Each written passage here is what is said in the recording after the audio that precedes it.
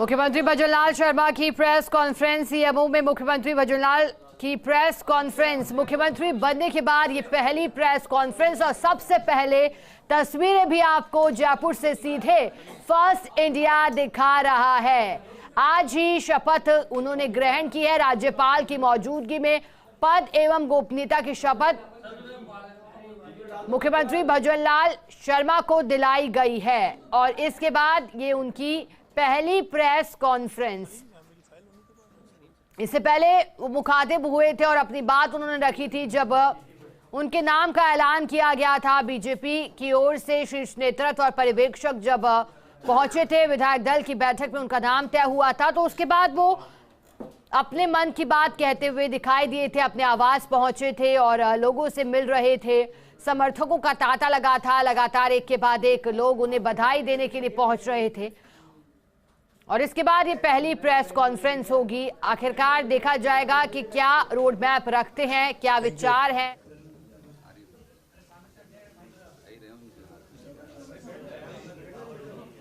यही बोलना, कहाँ बुलाओ ना उनको, कहाँ ले गया वो?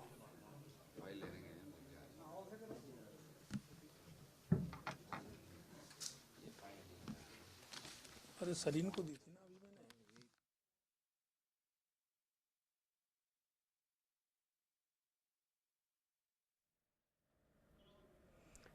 और देखिए, प्रधानमंत्री नरेंद्र मोदी की मौजूदगी में, इसके अलावा गृह मंत्री अमित शाह, जेपी नड्डा, बीजेपी के अन्य वरिष्ठ नेताओं की मौजूदगी में गुजरात, एमपी, हरियाणा के मुख्यमंत्री भी इस दौरान मौजूद रहे थे और आज ही अल्बर्ट हॉल पर यह ऐतिहासिक कार्यक्रम हुआ था। नए युग की शुरुआत राजस्थान के लिहाज से ये जनरेशनल परिवर्तन जो किया गया है बीजेपी के द्वारा, ये फैसला बड़ा। संगठन में लंबा अनुभव है उन्हें। शुरुआत सरपंच के तौर पे की थी। सभी को नमस्कार।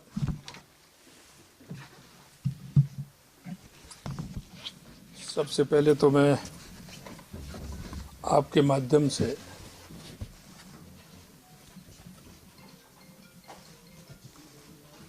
देश के यशस्वी प्रधानमंत्री नरेंद्र मोदी जी का, राष्ट्रीय अध्यक्ष सम्मानीय जेपी नड्डा जी का,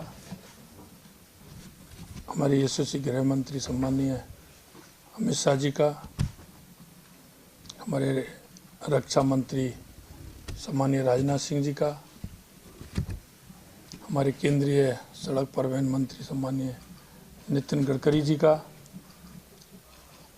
सभी हमारे राजस्थान के हमारे तीनों केंद्रीय मंत्री माननीय गजेंद्र सिंह जी, अर्जुन मेघवाल जी, कैलाश जी, हमारी प्रदेश की पूर्व मुख्यमंत्री राष्ट्रीय उपाध्यक्ष वसुंधरा जी, प्रदेश अध्यक्ष सीपी जोशी जी और प्रदेशों से आए सभी मुख्यमंत्री, उप मुख्यमंत्री जी जो हमारे इस शपथ ग्रहण समारोह में आए, सभी हमारे आगंतुकों को मैं बहुत बहुत धन्यवाद देता हूं और मेरे परिवारी जन राजस्थान के सभी जो मेरे कार्यकर्ता हैं वो शपथ ग्रहण में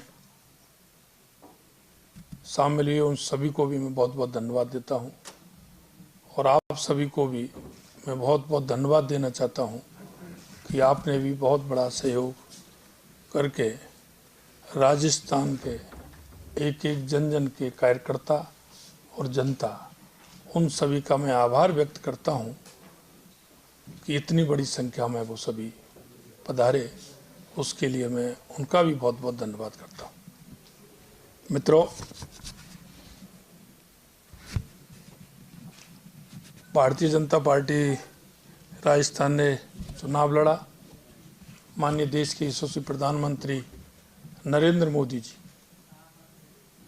जो गारंटी हमारा घोषणा पत्र है, उस घोषणा पत्र को भी हम पूरी तरह से पालना करते हुए आगे काम करेंगे।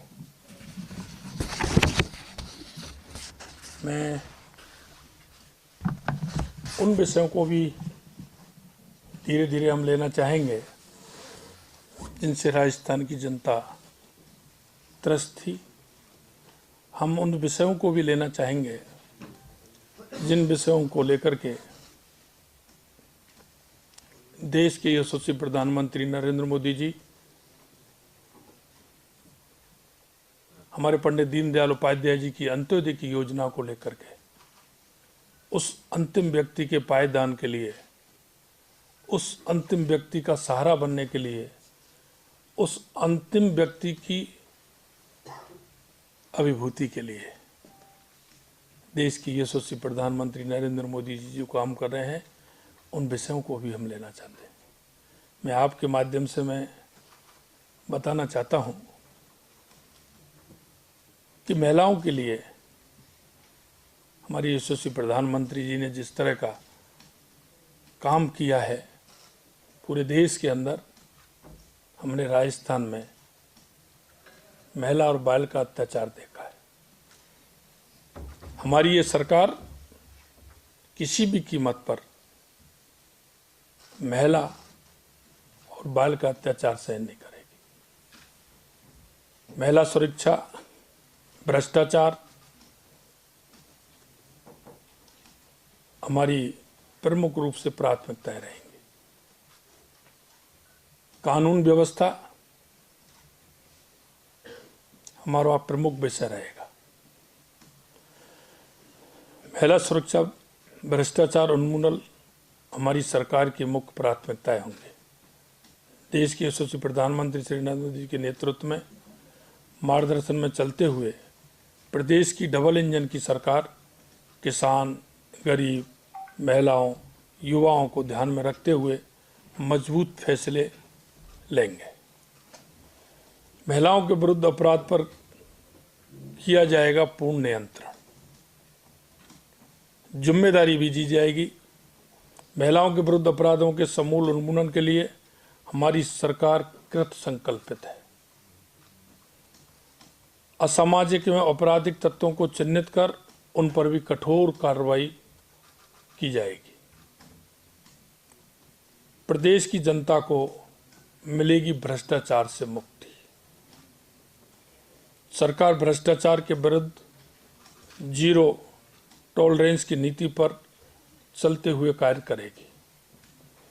लंबित प्रकरण को तुरंत निस्तारण होगा। विभिन्न कार्यालयों में आने वाले प्रत्येक व्यक्ति की समस्या का संवेदनशीलता से एवं सम्मान के साथ समाधान किया जाएगा। भ्रष्टाचार की जवाबदेही भी तय की जाएगी। पेपर लीक मामले की जांच के लिए एसआईटी का गठन किया जाएगा। बृहद स्तर पर पेपर लीक की घटना सामने आई हैं।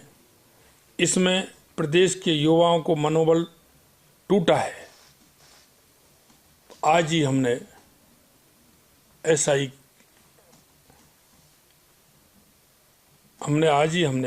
एसआईटी का गठन की प्रक्रिया प्रारंभ की और आज मैं कहना चाहता हूं कि एसआईटी का गठन होगा।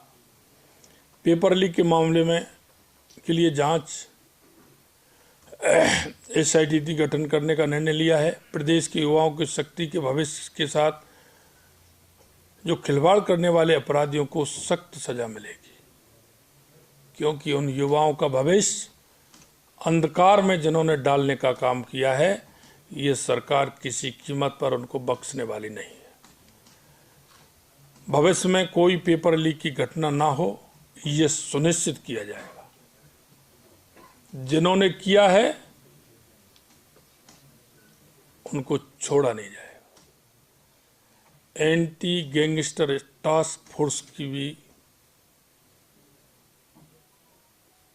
घोषणा करते हैं।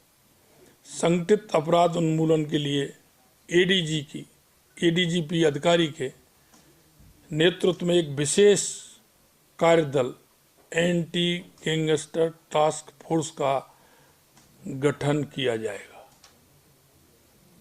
प्रदेश के अंदर किसी भी तरह का अपराध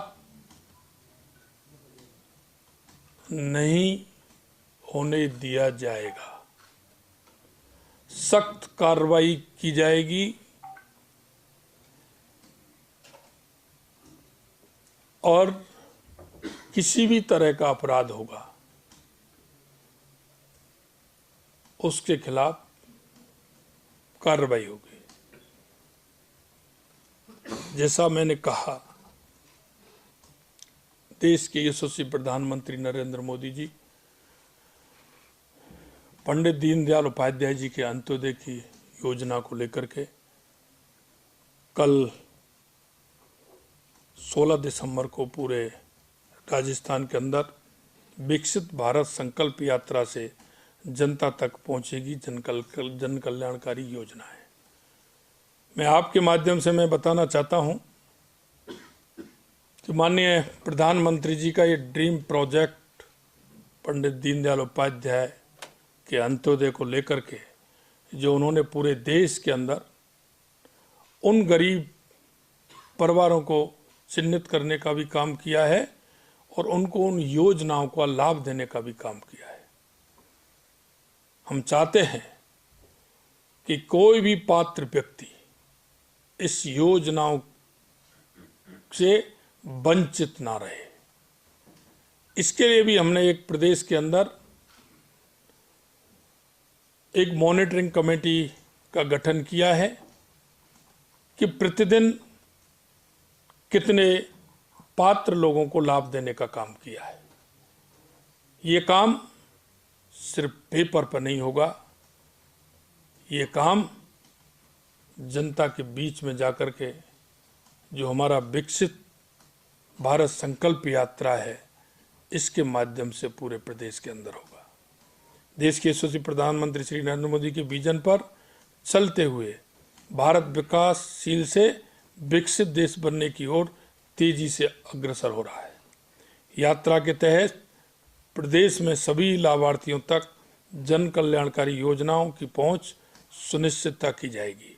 सभी पात्र व्यक्तियों को योजनाओं से जोड़कर उनके जीवन स्तर को ऊपर उठाकर उनके सशक्तिकरण का कार्य करेगी।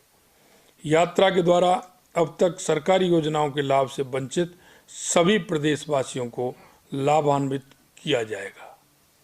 किसी भी प्रकार से अगर कोई पात्र व्यक्ति छूटता है तो इसकी जिम्मेदारी भी तय की जाएगी कि वो पात्र व्यक्ति किस कारण से छूटा गया। मैं आपके माध्यम से इतना निवेदन करना चाहता हूं, ये हमारी सरकार अंत्योदय गरीब कल्याण के लिए उस अंतिम पायदान पर बैठे उस व्यक्ति के लिए जिसको आवश्यकता है, उस आवश्यकता की पूर्ति के लिए और उस पात्र व्यक्ति को उसका पूर्ण रूप से विकास की माननीय नरेंद्र मोदी जी की योजनाओं का लाभ मिले, ये सुनिश्चितता हमारी सरकार करेगी। मैं आपको आज इतना ही, समय समय पर आगे और भी हमारे जो काम है उनके बारे में आपको जानकारी दी जाएगी। आपके माध्यम से मैं इतना ही। सभी को नमस्कार। जय हिंद, जय भारत।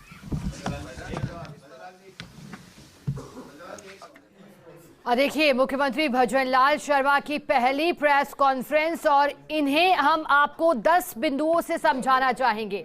देखिए, साफ कर चुके हैं कि जो घोषणा पत्र बीजेपी चुनाव से पहले लेकर आई थी उसी घोषणा पत्र पर काम होगा। महिला सुरक्षा को लेकर यह साफ कर दिया है कि महिला सुरक्षा के साथ खिलवाड़ किसी भी कीमत पर नहीं बख्शा जाएगा। पेपर लीक माफियाओं की कमर कैसे तोड़ी जाएगी। लेकिन इसी बीच बता दें कि एसआईटी का गठन करने की बात कह चुके हैं। जनता को भ्रष्टाचार से मुक्ति मिलेगी, कानून व्यवस्था में सुधार प्राथमिकता रहेगी।